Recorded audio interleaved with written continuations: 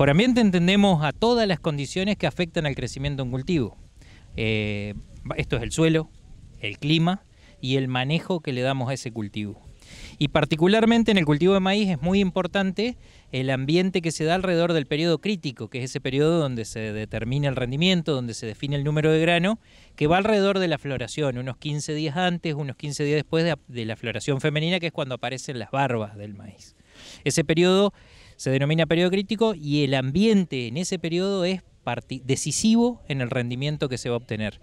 Por eso es muy común que se asocie el ambiente al rendimiento, y cuando hablamos de ambiente hablamos de niveles de rendimiento.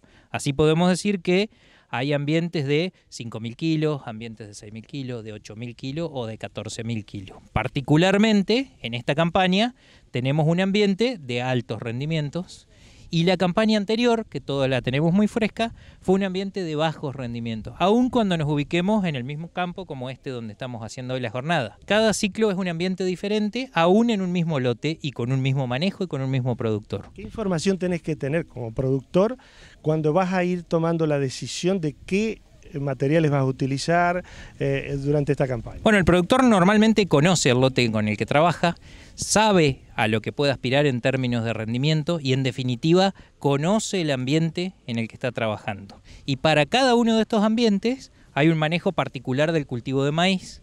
Básicamente, y con la ayuda de los participantes de la jornada, pudimos rankear o ordenar cuáles son los factores decisivos en el rendimiento de maíz o que influyen más en ese ambiente.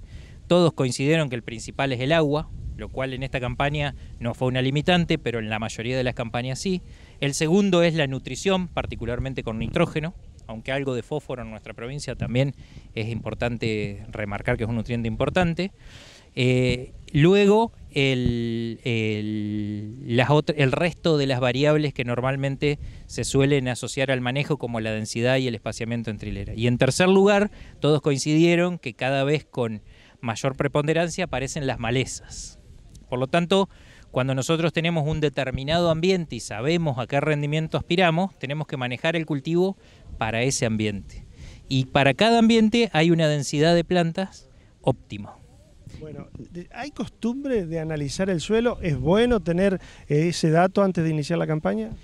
Tener el dato es muy bueno, nos da una referencia muy clara de cómo tenemos que manejar la nutrición de ese cultivo, pero no es costumbre, lamentablemente en nuestra provincia, que se analice y se monitoree el estado de los lotes. En general es una práctica poco utilizada.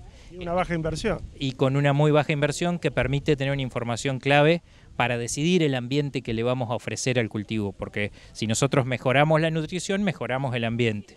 Y en ese caso también es necesario pensar en ajustar las otras prácticas de manejo, como la densidad de siembra y también los requerimientos de nitrógeno. No es lo mismo la cantidad de nitrógeno que vamos a agregar para sacar 5.000 kilos que para sacar 8.000 o 10.000 kilos de maíz. Claramente son distintas y por eso es importante tener claro el ambiente en el que vamos a trabajar.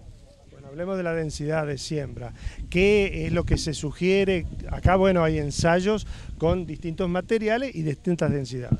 Sí, con la densidad de siembra el maíz históricamente era considerado un cultivo muy rígido, en el cual existía una densidad óptima, el cual era necesario lograrla. Si nos pasábamos o nos quedábamos cortos de esa densidad óptima, perdíamos rendimiento.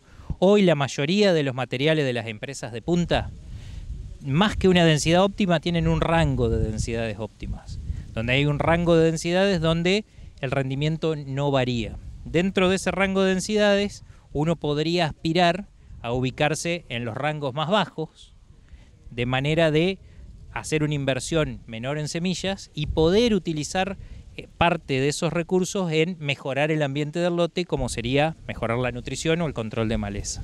También es importante, si nos vamos a los rangos más bajos de densidad, tener en cuenta la densidad de malezas que existe en ese lote. Hoy es clave intentar competir con los cultivos por esas malezas, por lo que si uno elige una densidad demasiado baja, más allá de que esté dentro del rango óptimo, podría llegar a tener problemas de competencia con esas malezas. Bueno, lo último, ¿cómo viste o estás viendo los resultados que ya se conocen de esta campaña? Bueno, por ahora los resultados son todavía escasos, pero todos muy buenos y nos hacen vaticinar una excelente campaña de maíz como hace muchos años que no existía. En definitiva, el ambiente que hemos tenido en esta campaña ha sido excelente y, como le decíamos a los asistentes de la jornada, es un ambiente que no se manifiesta muy seguido y que tenemos que tener en cuenta que tenemos que manejar los cultivos para un ambiente promedio, que no es el excepcional que tuvimos en esta campaña, que afortunadamente le está yendo muy bien a la mayoría de los productores de maíz.